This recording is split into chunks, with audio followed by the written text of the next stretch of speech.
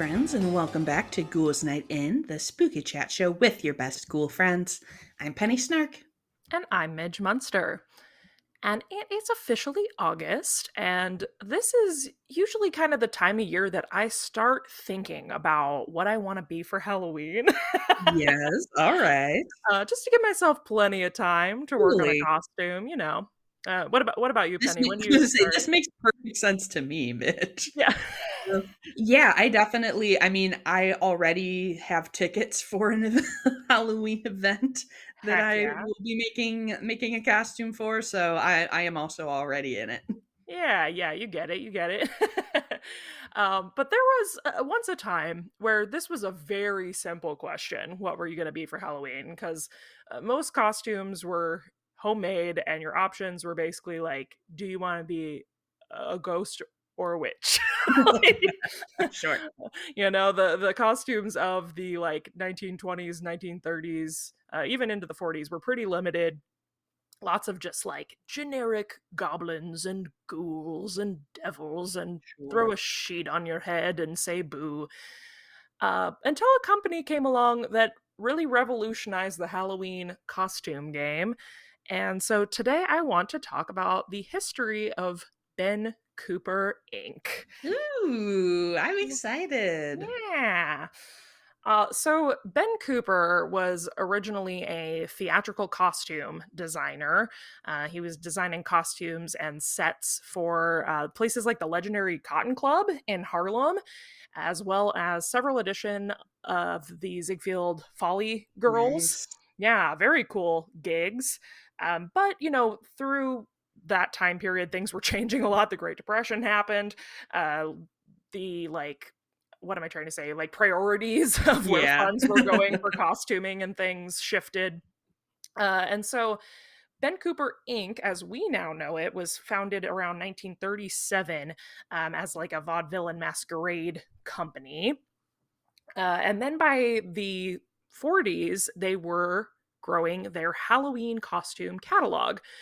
Specifically, they partnered with a company that owned the rights to Walt Disney Mm. characters and began producing masks of things like Snow White, Sleeping Beauty, of course, good old Mickey Mouse. Gotta have that mouse. Gotta, gotta have that mouse. Uh, have you ever seen? Actually, the Sleeping Beauty, like the original Sleeping Beauty masks, is one of my all-time favorites because she's just like horrifying for no reason. Have you ever seen her? Oh gosh, I probably have. I'll look her up right now so I can She's just ooky confirm. spooky for some reason to me. But anywho, that's beside the point. I guess Oh yeah, she's spooky. it's like the hollow eyes with the lash line. I don't know. Yeah. She's very spooky. But if you don't know what we're talking about here by some chance, if you never had the pleasure of either seeing one of these costumes or wearing this type of costume growing up, Ben Cooper Halloween costumes are like the OG five and dime store Halloween costumes that came in a box. And they would Mhm. have a vinyl, almost kind of like vacuform style mask with a really cheap, crummy elastic string stapled to the mask to hold it to your head, with two holes cut out for the eyes and then two little holes in the nose so you could kind of breathe, maybe. And the Show costume, show me who can breathe in yeah, those. I never could. it's the breathing in the room with us right now. Uh, and then the costume itself, and I'm saying costume with air quotes around it, was originally like a thin piece of fabric that was screen printed with an image, and then later, what Penny and I's generation would know it as would be more of a vinyl smock Mhm. that was printed with either the like characters costume or body, or even more frequently, I feel like just like a photo of the character. Yes, I know we've complained about this on previous episodes. Even as a kid, I hated that. Yes. And it's just kind of like a sleeveless smock Yep. with a couple ties in the back, very Halloween hospital gown. Uh, Now, I will say by the time I was a kiddo, and we'll kind of talk actually later about why this gap happened. But by the time I was really like doing Halloween costumes, these were kind of out of fashion. They weren't Mhm. really being made anymore. But I was I was kind of digging around in my brain memory boxes trying to remember when this was, because I do have a very distinct memory of being like an itty bitty kid, like 3 or 4 maybe. Um, and I think it was my childhood best friend had one that was like a bridal Barbie Ooh. mask and quote gown, like vinyl gown. Um, and so I do have the very vivid memory of trying that on and being like, even at that age, being like, this is weird. Right, this is not doing it for me. Why? Why is this like a thing we're tying on? Did you have costumes for Halloween that were this style, Penny? I did not. Okay. I I kind of figured also maybe not because we're similar in that age group. yeah, yeah, I also, like, I do remember, like, people having them, like, just in, Mhm. like, their kinda, like, dress up box. So, Yes. like, I remember, like, trying out like and I do remember those, like, kinda, like, vacuum form masks still being Mhm. more of the thing, not so much the, like, full smock situation, Yeah. but yeah, I remember, like, friends had them in, like, just kind of, like, their dress up box, so, like, maybe they had belonged to, like, an older sibling or something, I and think that's messing kind around with of them. yeah, I think that's what I'm remembering too, is that my friends had some that were, uh, for playing pretend, Yes. but not worn for Halloween Yeah, by that not for the point. night itself. Yeah, 'cause, yeah, that would have been, what, 97 ish when that was happening for me. Yeah. Um, but these were extremely popular, for most of the time leading up to when Penny and I were children.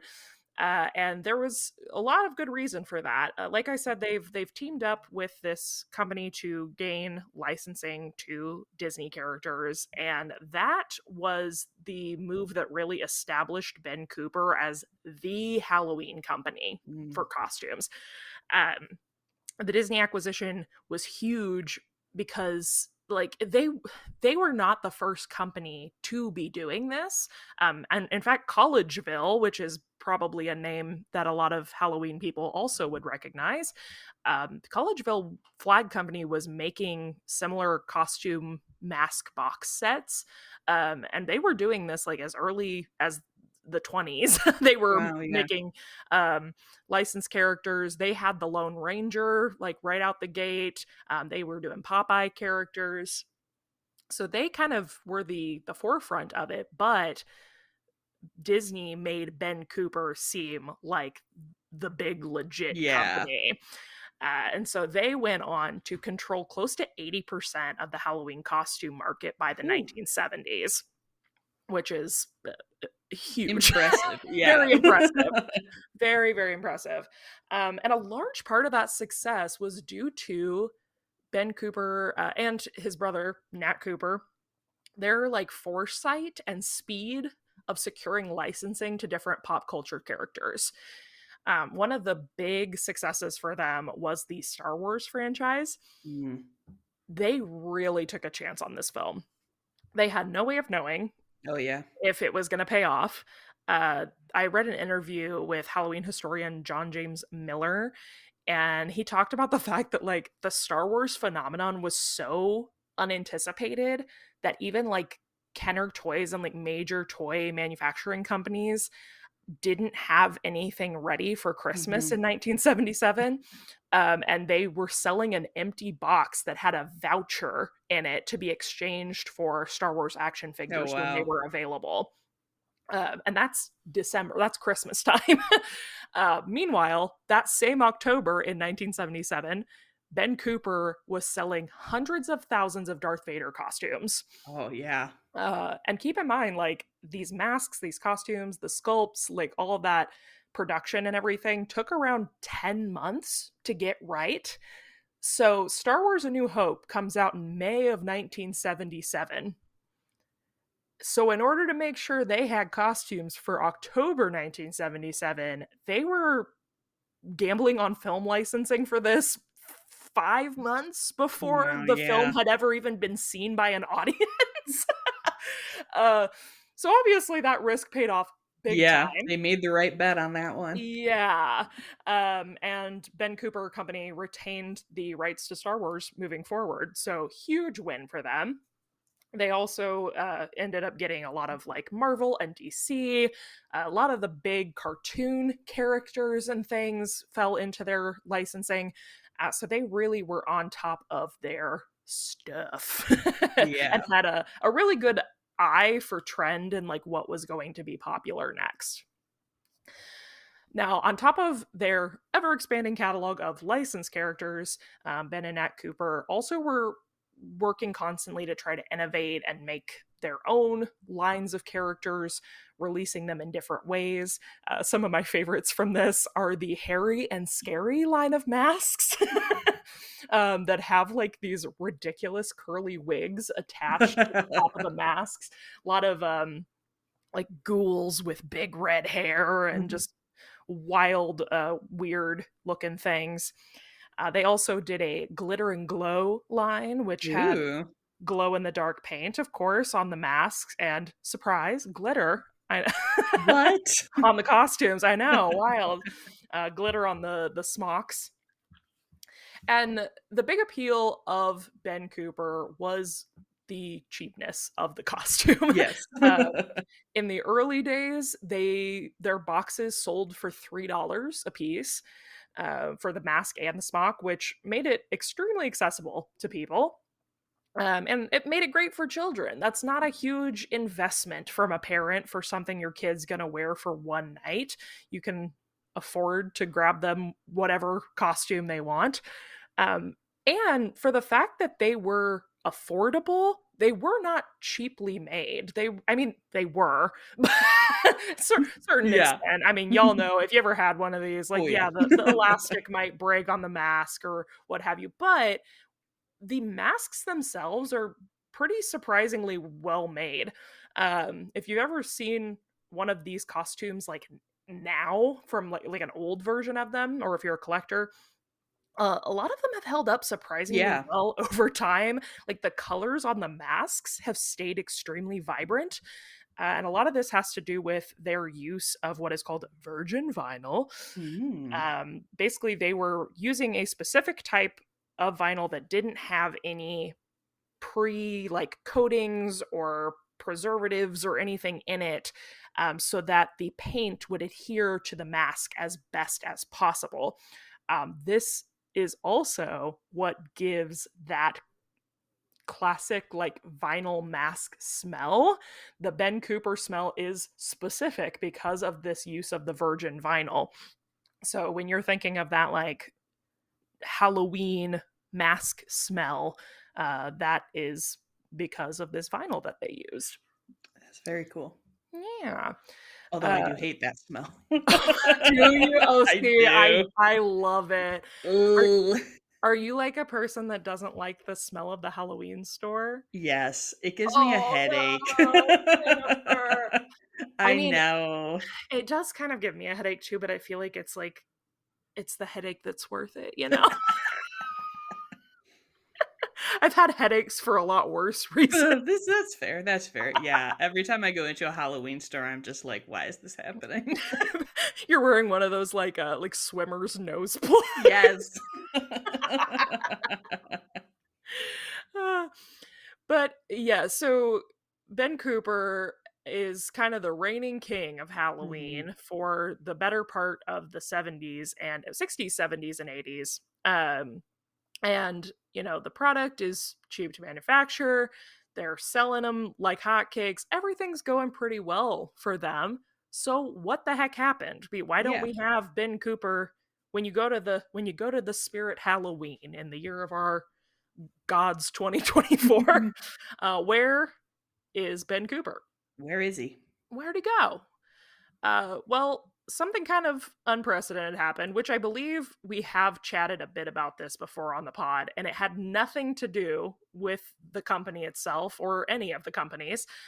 It was the unfortunate event in 1982 where a month before Halloween, 7 people died in the Chicago area after taking extra strength Tylenol that was laced Mm, with cyanide. indeed. And like I said, I think we might have talked about this on the treats episode of our tricks and Mhm. treats thing, but like still that case basically went unsolved. They have no idea. Like Yeah. FBI couldn't find out how the medicine had been tampered with, but it set off a huge nationwide panic, and not just about pharmaceuticals. It really tanked the Halloween industry. And of Mm. course, like I said, this is a month before Halloween, so I think part Yeah. of it was timing. Um, but parents were also really worried, like if someone can put something in medicine, then couldn't they easily do the same thing to candy or whatever? So both the candy and costume industries took a massive hit that year, Sure. Yeah. and that began an overall trend that was a decline of Halloween from 1982 all the way up through like 1987, 88, as far as consumerism in of Mhm. like Halloween product, especially where children were concerned. A lot of people, there were bans on trick or treating that year in multiple cities across the US. And so we kind of take this turn into people doing Halloween parties at their homes in a more controlled environment. And with that, we start seeing the adultification Yeah. of Halloween, is what I'm going to call it. As parties become more popular, people are more concerned about what their costumes look like, because you're Yeah. not going door to door. You're going to a friend's house. You're seeing everybody you know. A lot of Yeah. people are having costume contests. And I feel like also like if you're going to a party, you are going to want to like eat and drink and talk to people, which Right, you and not be cannot do wearing. with a full face mask on. No? You Well, you can't can try. shoving like a single chip through that little Through that slit in the tiny mouth. slit. Yeah. uh, so as Halloween becomes less and less targeted towards children, like I said, just the demand for a higher quality costume Mhm. grows. So people start wanting actual fabric costumes. And companies like Collegeville and Ben Cooper, while they did try to expand into that for a while, they just couldn't keep up. The Yeah. manufacturing costs of doing something like that, in tandem with the growth of discount stores like Walmart and Kmart and places that are selling loads of cheap fabric costumes, they just couldn't compete. And Ben Cooper had dominated a very specific price point and Yeah. corner of the market for a very long time that, unfortunately, once that corner disappeared, meant the end of their business. They tried expanding for a while into like action figures and toys. uh, One thing I don't know why I think it's so funny, like one of their huge licensing losses was that they didn't get the rights to Jaws when it came out. And which also, Also a big smash. it's not a Ben Cooper mask, but you guys gotta go look up the Jaws the Jaws Halloween costume. Oh no, It's yeah. so it's so funny. The shark mask and then this like smock. It's, oh my gosh, it's so funny.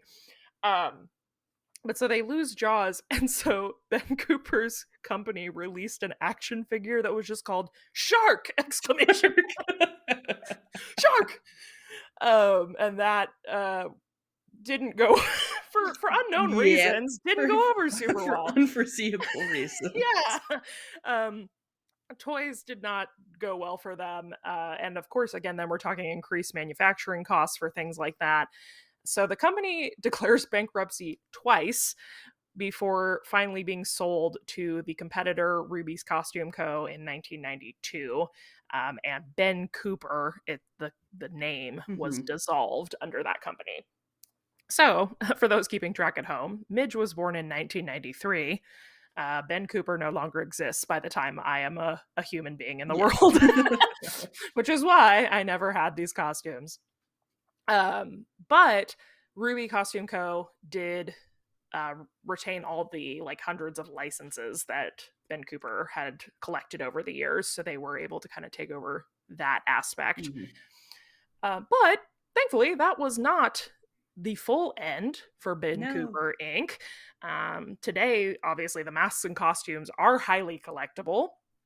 Lots of really cool. I've seen several people the last few years. I know Mystic Museum did something several years ago, and then Winchester House, I think just last year, had like a Ben Cooper museum like Yeah. pop-up thing with a lot of the old costumes and stuff. Very, very cool.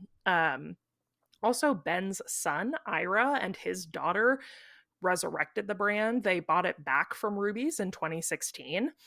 And since then, we've seen a lot of merchandise and collaborations featuring the Ben Cooper art style. I actually think that Micheline, I think, was like at the forefront of this. Yeah, She's the definitely. first person I remember ever seeing do anything. And I mean, that was, so I should clarify, Micheline Pitt is who I'm talking about of Yes. Vixen clothing Vixen. brand. Um, and I remember seeing that original Ben Cooper line she dropped in 2017. So if they bought it back in 2016, and Yeah, I she was mean, on it. yeah, because I mean, it dropped in 17, which means she had to have been in production for at least a Mhm. year, I would think, or maybe a little Probably. less. But yeah, so she was on the forefront. And that that Ben Cooper skirt from that first drop was the first piece of Vixen that I ever bought. Oh. And it is still my favorite piece of Vixen that I own. So, so cool. Also, this year we saw some really cool NECA collectible figurines that came out. Did you see these, Penny? The Ooh, I Trick or don't think Treat so. kids? No. Oh, they're so cool. So they're little action figures that are trick or treaters wearing the masks and the smocks. Oh. And there's like five, maybe six of them with the kind of classic, Frankenstein Mhm. witch situations. Very cute. I need to actually go on the hunt for these because they sold out online really fast. But I just saw literally this morning another YouTuber, Kel Sweetie, posted that you can still find them at like Walmarts. Oh, They sweet. still Yeah, have they're some still of them just out. out in stock, yeah. Yeah, and apparently they're only like 20 bucks a pop, which seems really reasonable for a collectible figure. I feel like a lot of times those are, 40, 50 Yeah. bucks. Like they're kind of so I would like to find some of those. They're very, very cool. Uh so while, they are obviously no longer at the top of the Halloween costume game, we definitely have Ben Cooper to thank for the popularization of Halloween as we know it today. They really bridged the gap in from like Halloween being just, the spooky kind of taboo holiday Mhm. into kind of Cabbage a pranks. yeah, and from cabbage pranks to commercial forefront. The Ben Cooper story.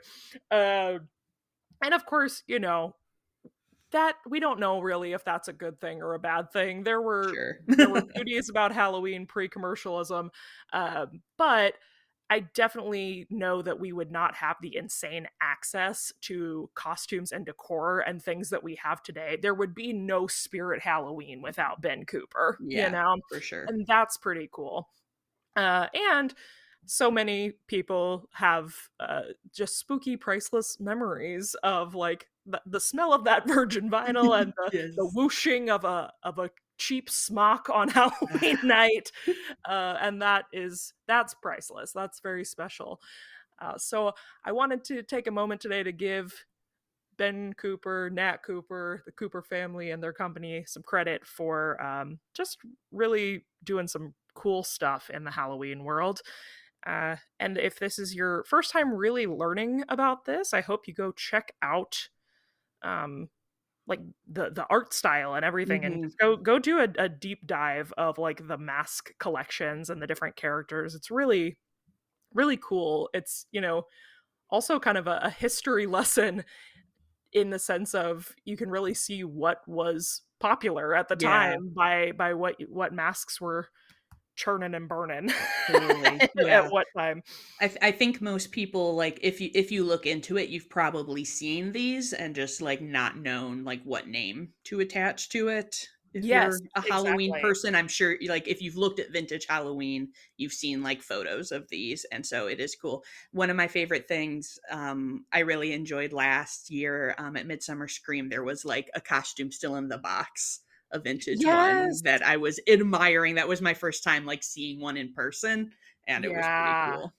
Yeah, it's always really, like, I don't know, I feel like I'm seeing a celebrity when I Yes. see, like, a real Ben Cooper mask. I'm like, "Ooh." What?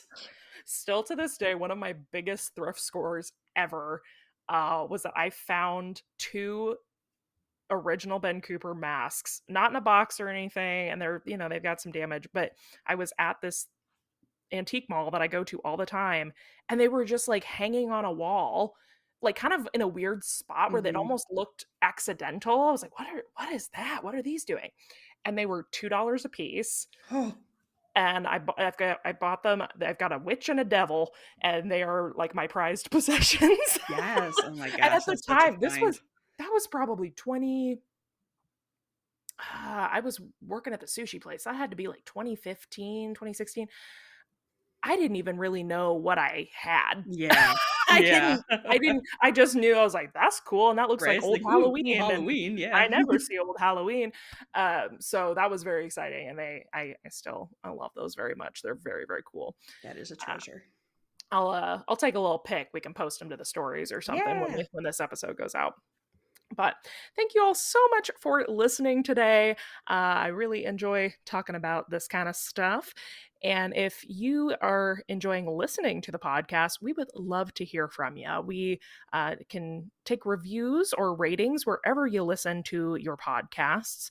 If your podcatcher of choice does not allow you to leave a review, you can always send that to us in an Instagram DM, or you can leave comments on Spotify as well. And we do read all of those, and we might just read yours here on the Mhm. pod. I think Penny has an Instagram review to share with us today. I do. So this one's a little bit longer, but Okay. it Love really that. touched my heart, so I want to read the whole thing.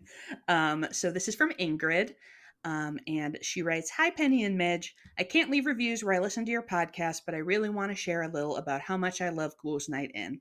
It's Oh. not only that I adore both your voices and your sense of humor. I love the varied, fascinating, and deeply eccentric topics you present to each other. I love sharing in your irrepressible, spooky, nerdy, smart, queer joy. Fabulous darlings. I also need you to know that your podcast helped me in an incredibly profound way only last week. Oh. My beloved partner of 12 years underwent gender affirming surgery, and as much as we both felt excited and happy after an almost 3 year process of preparation, it was still a stressful and scary day. We got up at 4 a.m. to get to the hospital in Manhattan and had to say goodbye in an unexpected rush in the lobby. Fortunately for me, one of our precious friends lives just across the street and let me spend a long, anxious day in her air conditioned apartment while she was at work. Exhausted and trying to keep worries at bay as I waited for news, I spent the next several hours off and on catching up on all the new episodes of your podcast, then going back to listen to my favorites and cuddling on the couch with my friend's sweet dog. It was all I could handle, but precisely what I needed. Days later, after she was home safe, my partner and I listened to Knees More Boobs together. Neither of us have seen Jennifer's body yet, for much the same reasons that Penny shared, but we agreed that's going to change as we make it through this recovery together. Thank you from the bottom of our hearts for the content you make and for carving out such a lovely, safe space for people who need it. Wishing you both all the best." Oh, you can't do that to me, dude. I know. I'm sorry. I No definitely, warning. I did say that it Ah, touched my heart, which which is for like yeah. from me. If it touches Penny, I'm gonna be in shambles, right? Oh my gosh. Well, congratulations, first of all, to your Yes. partner for her gender affirming surgery. That's so exciting. And thank you so much for just like trusting us and sharing your emotional energy and space with us during such a like life altering time for you both. Um, Yes, I know. I wrote back and just, said that we're so happy to be there and to keep them company while she recovers. yeah. Oh, oh, my heart. Okay, well, I'm gonna need 3 to 5 business days, so we're gonna sign off here. But if you would like to see some really fun photos of some Ben Cooper masks and keep up with what's happening here on the pod, you can find us over on Instagram at Ghouls Night in Pod. And if you're looking for me, you can find me across the web at Midge Munster. And you can find me at Penny Snark. And until next time, Goodbye. goodbye.